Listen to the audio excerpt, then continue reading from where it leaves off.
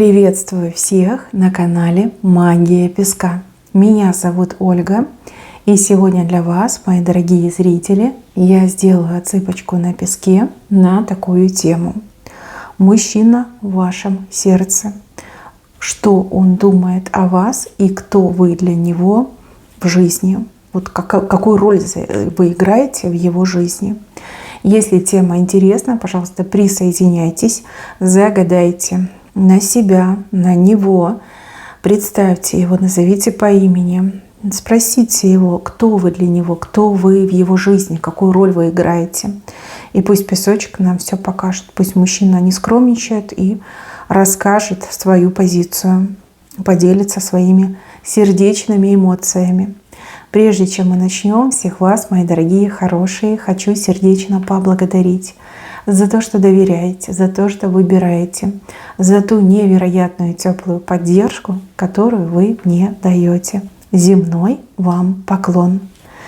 Итак, я прошу высшие силы дать мне возможность ответить на все ваши вопросы и послать для вас только лишь самую важную, нужную и полезную информацию.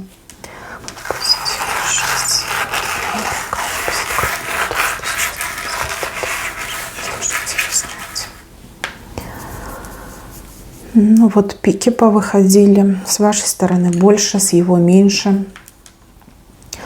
Отношения явно непростые, но отношения явно очень долгие. То есть вы имеете даже какую-то свою историю отношений. У кого-то отыграется, что вы были вместе, разошлись. У кого-то отыграется, что вы сходитесь, то расходитесь. Вот как есть какие-то преграды, стрелка, видите, заворачивает в его сторону. Скорее всего, с его стороны есть какие-то преграды на то, чтобы вы прям имели полноценный брак, полноценный союз. Еще такими знаками очень часто показывают ситуации, когда есть третий лишний, да, есть вот помеха в лице третьего человека. У кого-то из вас отыграется, что мужчина не свободен, а у кого-то отыграется, что, возможно, и вы не свободны, да, может быть, вы влюбились в мужчину, при этом вы замужем находитесь. То есть отсыпка, в принципе, у нас общая, и так может отыграться. Но здесь, видите, как болит, так и сильно тянет. Вот не можете вы друг без друга, не можете, вы долго не можете друг без друга. Ваши встречи, они как яркие вспышки, которые и вас, и его делают счастливым. Какой-то непродолжительный период счастья, потом опять вот эти болевые точки. Не знаю, вот есть какая-то помеха на то, чтобы вы были вместе. Что-то не пускает, не позволяет.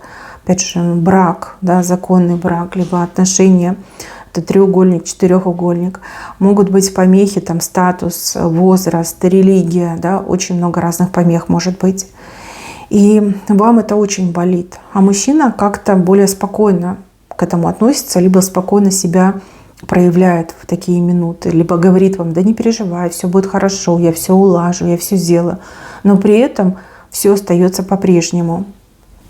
Видите, с вашей стороны вот этот острый момент, он гораздо больше, чем с его. Может быть, он что-то знает, чего вам не говорит, либо он в чем-то уверен, вот во что-то верит, да, что вот скоро ситуация поменяется. Может быть, вы замужем, и он, допустим, копит деньги, чтобы вас, например, забрать куда-то, увезти, начать с вами новую жизнь.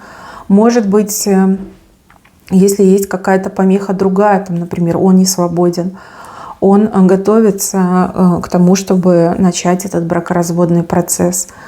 Может быть, еще что-то. Да? Все разные, у каждого будет по-своему. Но вот мне идет, что он что-то такое в голове содержит, о чем вам не говорит, но при этом сам себя вот успокаивает. Да? Для него не так сильно болит, как для вас болит. Хотя я вижу, что чувства у вас очень схожи. И у вас сердце из-за него болит, и у него не только сердце, но и душа из-за вас болит. Ему страшно, что вы его не дождетесь. Ему страшно, что вы передумаете. Почему он думает, что вы передумаете? Может, вы ему что-то такое говорили? Тут сомнения не по поводу его чувств к вам, а сомнения по поводу ваших чувств к нему. Что вот она передумает, да? Может, я ей не так сильно нужен, как она говорит. Может быть, я для нее, там, не знаю, сильно старше, чем нужно, либо я для нее какой-то не такой. Почему он об этом думает? Какая-то неуверенность тут есть, что вы не дождетесь, либо что вы его вот прям развернете на полпути.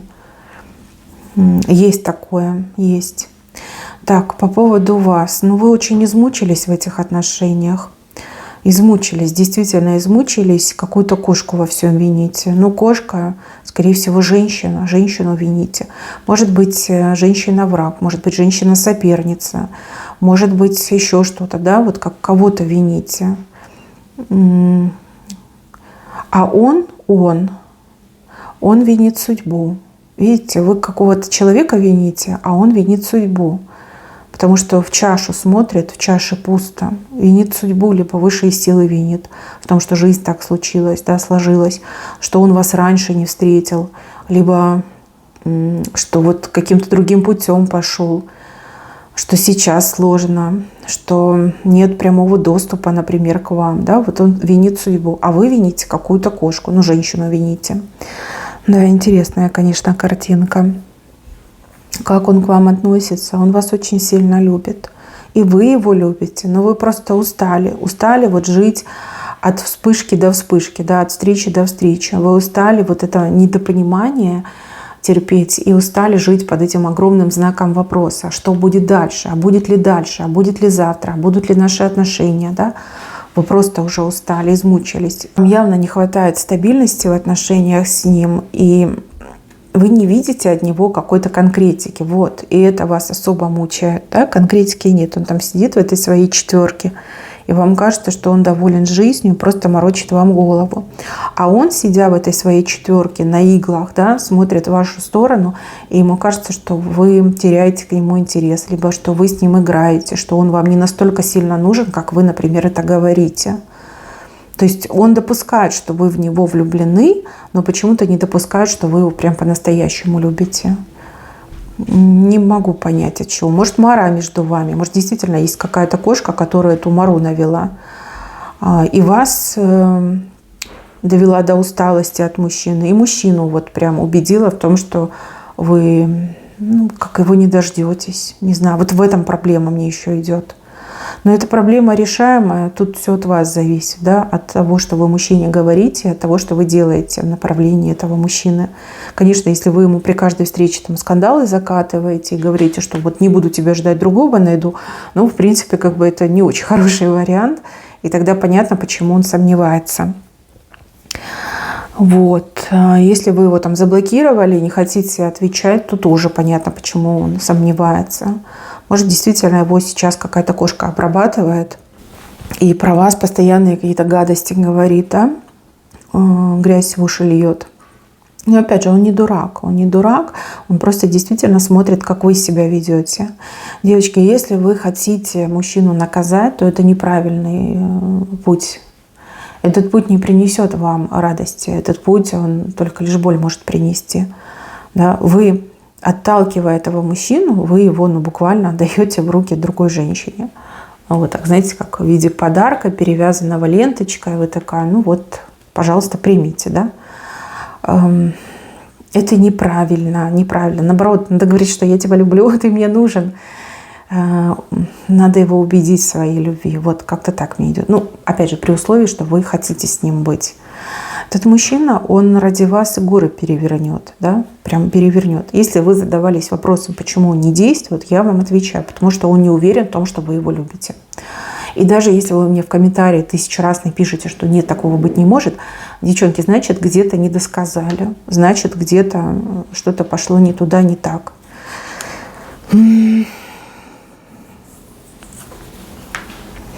На самом деле у вас как бы 2 сапога в руках.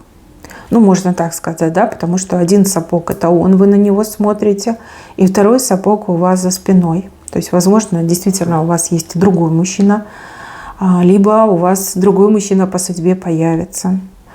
И также я могу предположить, что вот этот ваш загаданный, может быть, он обращался к кому-то, там, эзотерики, гадалки, не знаю, экстрасенсы какие-нибудь.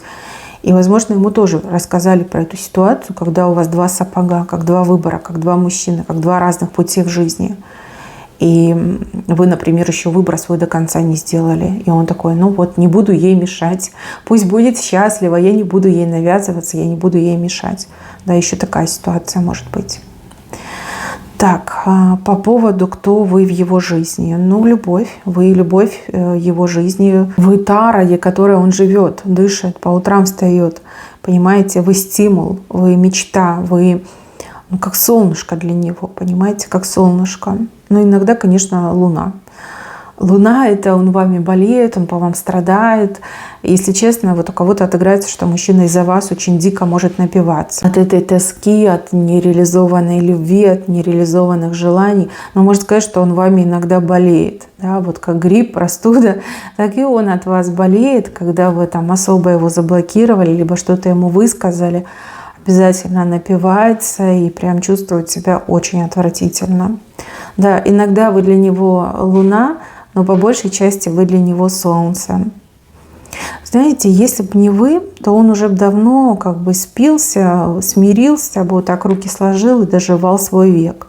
А поскольку вы есть в его жизни, он еще может надеяться на счастье, на любовь, на прекрасное светлое будущее. Ну вот единственное, что в любви вашей не уверен. Да, он считает, что вы в него влюблены. Влюблены, да, разница между влюблена и люблю есть, и причем очень серьезная. Ему очень хочется, чтобы вы его любили, ведь тогда он станет самый счастливый человек в этом мире. Может быть, вы оба по характеру сильные, да, может быть, вот как коса на камень нашла. Ну, смотрите, стрелочка есть, да, хоть она немножко и наклонилась в сторону мужчины, но тем не менее. Девчонки, если он вам нужен, вы все можете изменить. Но с другой стороны, я действительно вижу вас на выборе. Выбор между ним и кем-то другим. Этот выбор либо уже существует, либо вы к этому придете, да, что у вас раз вот два мужчины будут. И вы будете выбирать. Это как выбор между прошлым и будущим. Это у вас впереди. И именно вы будете решать. Именно вы. От вас все зависит. Мои хорошие, на этом у меня все. Берегите себя. Всем спасибо за внимание. Всем пока-пока.